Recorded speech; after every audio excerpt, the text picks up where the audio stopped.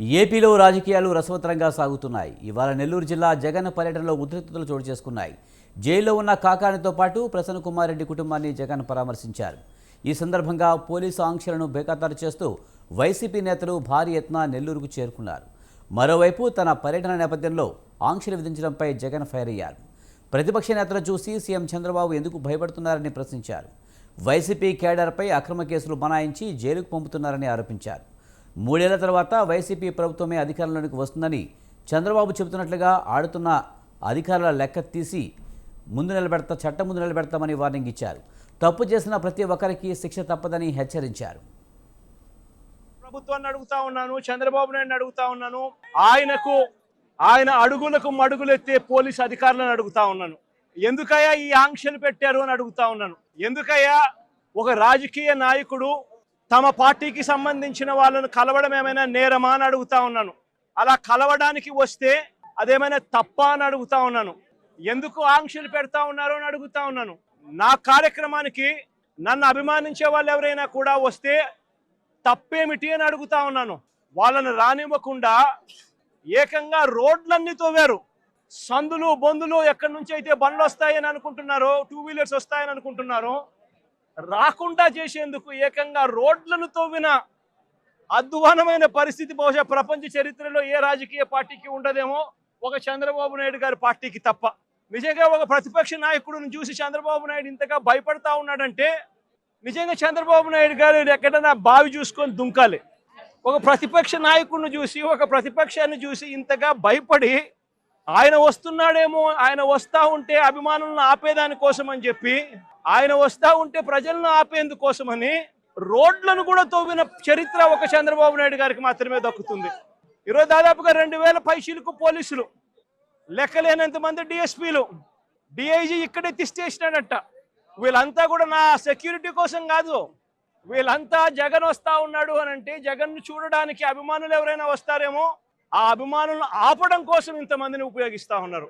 అంటే ఎంత వ్యతిరేకత చంద్రబాబు నాయుడు గారి ప్రభుత్వం మీద ఉంది అని చెప్పడానికి, ఎంతగా చంద్రబాబు నాయుడు గారు తన పాలనను చూసి తానే భయపడతా ఉన్నాడు అని చెప్పడానికి ఇంతకన్నా ఇంకా వేరే నిదర్శనాలు కూడా అవసరం లేదు. అయ్యా చంద్రబాబు నాయుడు గారు, మీ ఎమ్మెల్యేలు ఎంత హేయంగా మాట్లాడుతూ ఉన్నారు అని చెప్పడానికి నిదర్శనం రోజమ్మ గురించి MLA, sitting MLA, Nagari Telugu Desam party MLA ఎలాంటి మాటలు మాట్లాడాడు.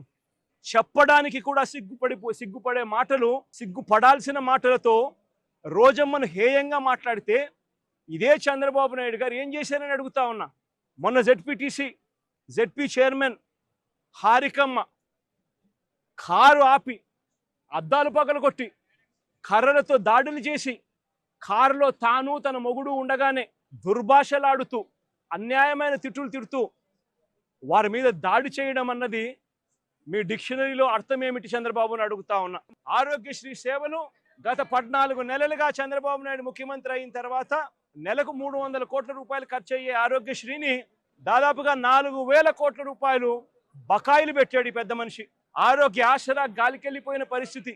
మా ప్రభుత్వ హయాంలో 25 లక్షల దాకా ఉచితంగా వైద్యం తీసుకునే పేదవాడు గర్వంగా, ఏ పేదవాడైనా కార్పొరేట్ హాస్పిటల్కు వెళ్ళి తలెత్తుకుని వైద్యం చేయించుకునే ఆ పేదవాడు వైద్యం అందక నెట్వర్క్ హాస్పిటల్స్ ఈరోజు బోర్డు తిప్పేసిన పరిస్థితుల మధ్య ఈరోజు పేదవాడి ఆరోగ్యం నడుస్తూ ఉంది.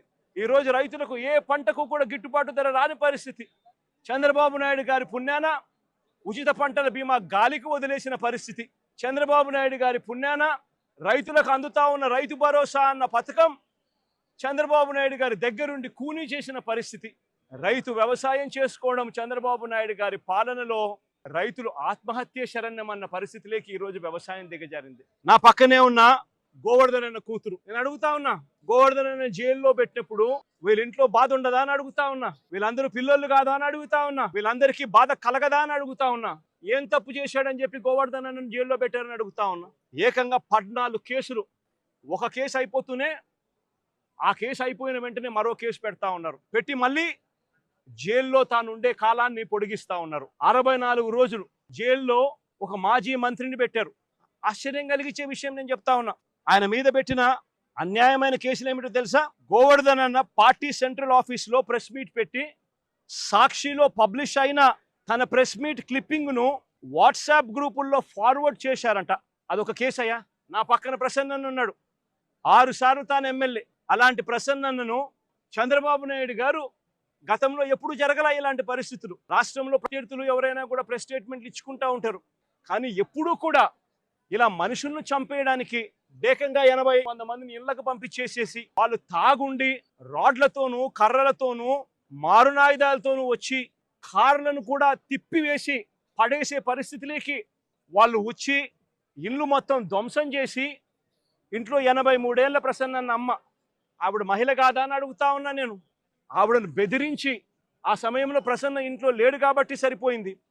ఒకవేళ ప్రసన్న ఆ సమయంలో ఇంట్లో ఉండింటే ప్రసన్నను చంపేసే కార్యక్రమం కూడా జరిగి ఉండేది కాదా అని అడుగుతా ఉన్నా.